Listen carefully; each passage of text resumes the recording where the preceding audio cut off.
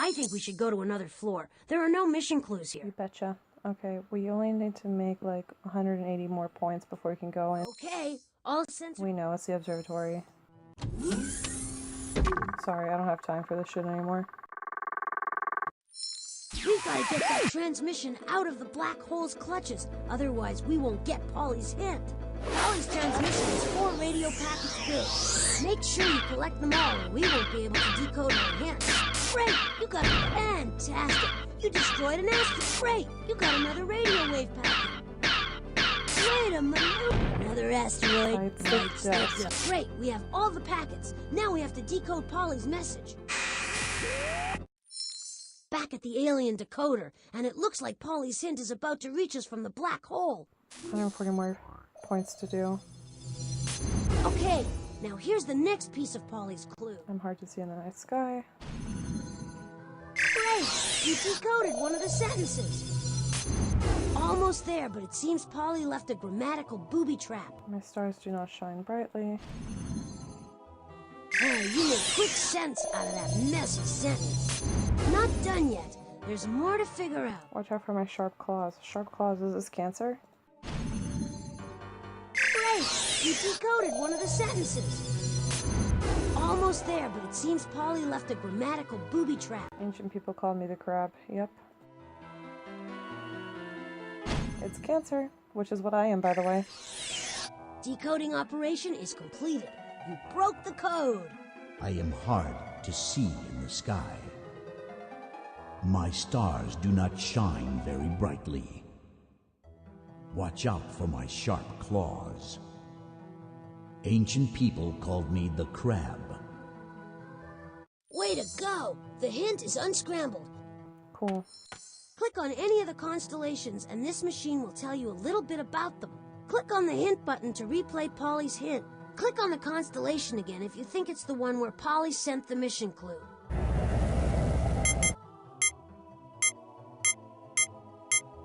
Looking for cancer, don't know where it is. Where the fuck is cancer? Oh, there we go. Hear that?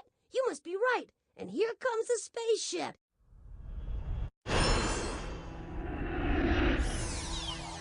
We made it! Wow, that was wicked. Just put the clue into the inventory and let's get out of here.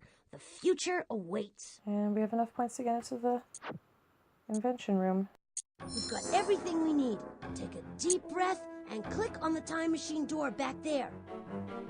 I'm going insane, I swear.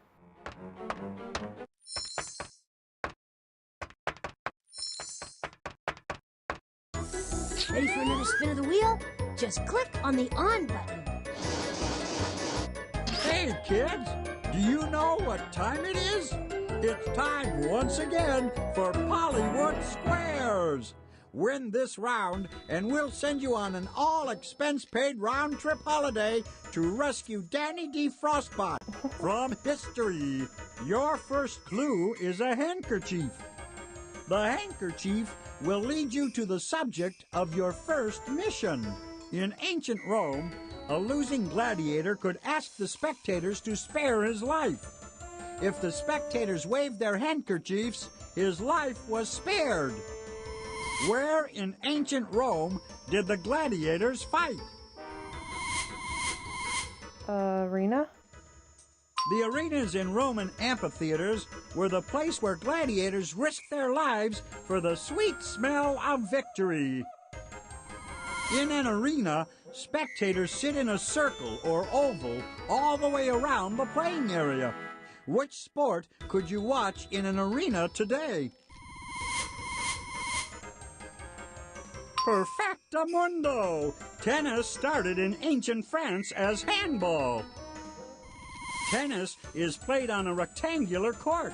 What other sport is played on a court?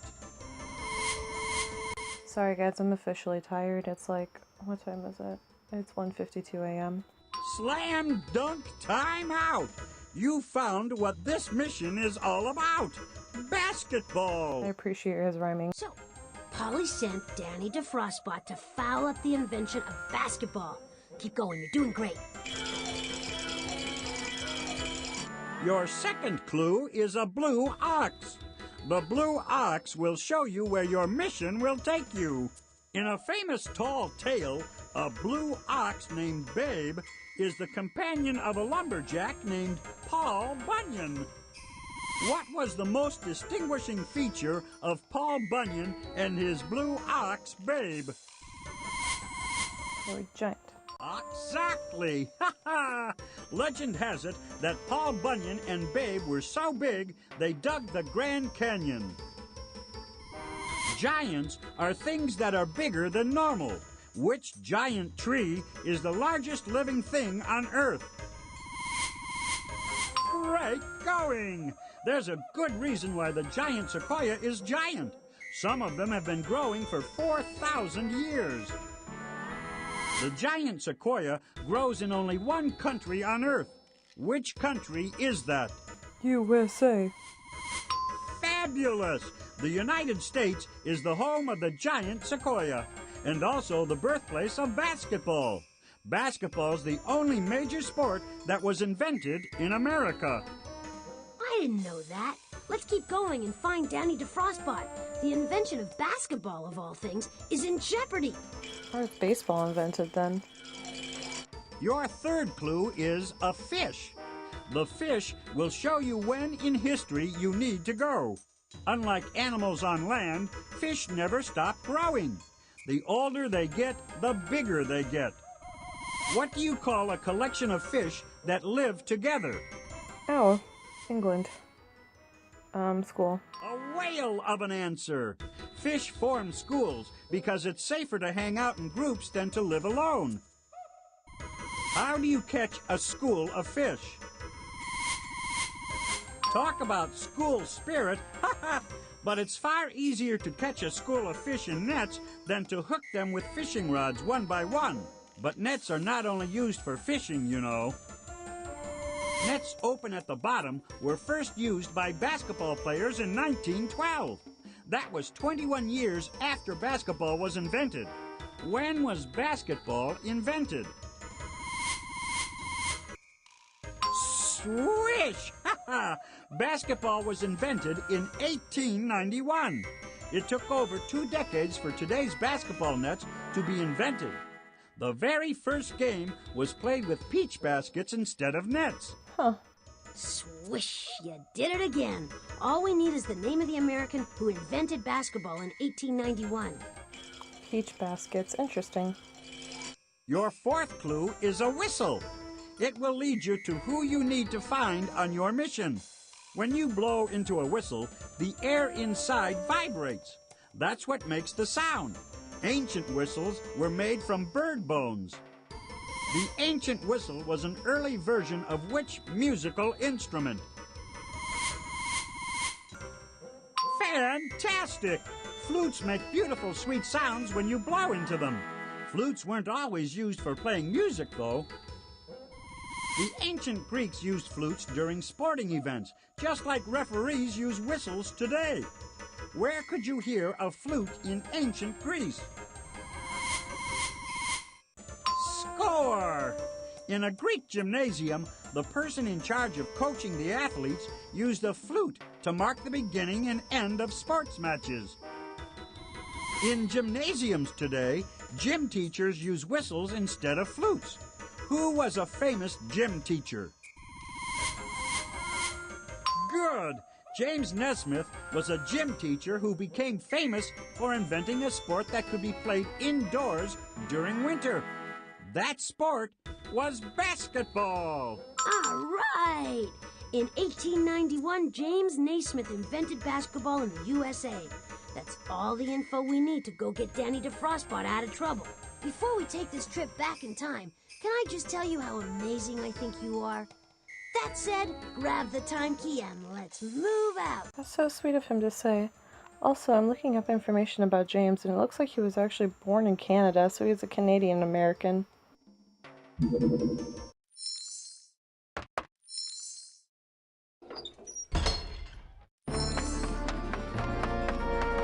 Ready, steady? Then click on me to go.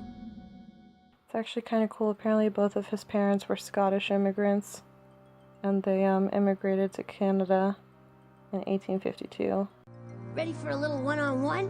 A gym teacher in America is about to invent basketball. Let's go.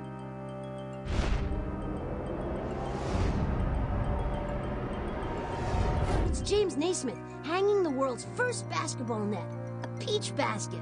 But what has Polly put Danny DeFrostbutt up to? Snowmen can't play indoor sports.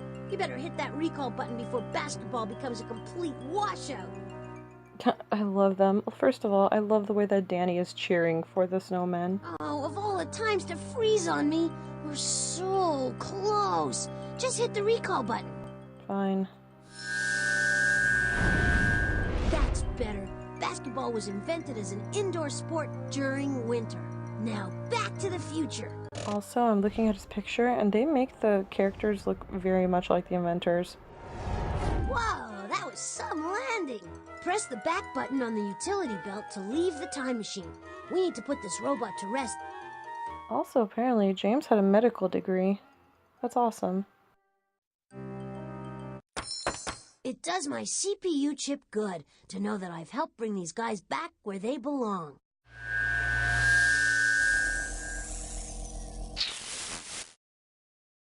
Another robot safe at home.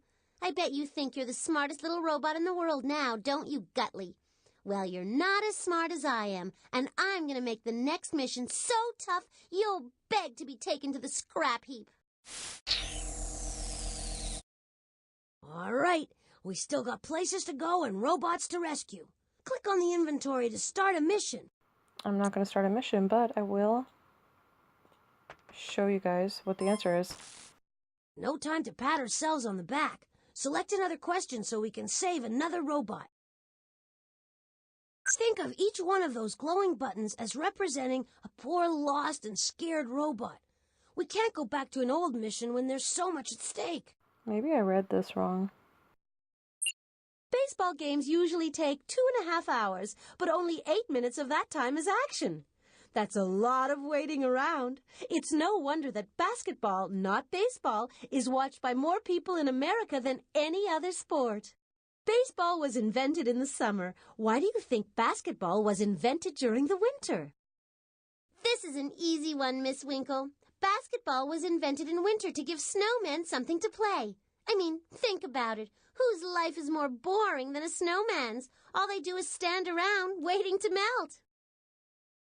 Oh, don't be silly, Polly. Snowmen can't play basketball.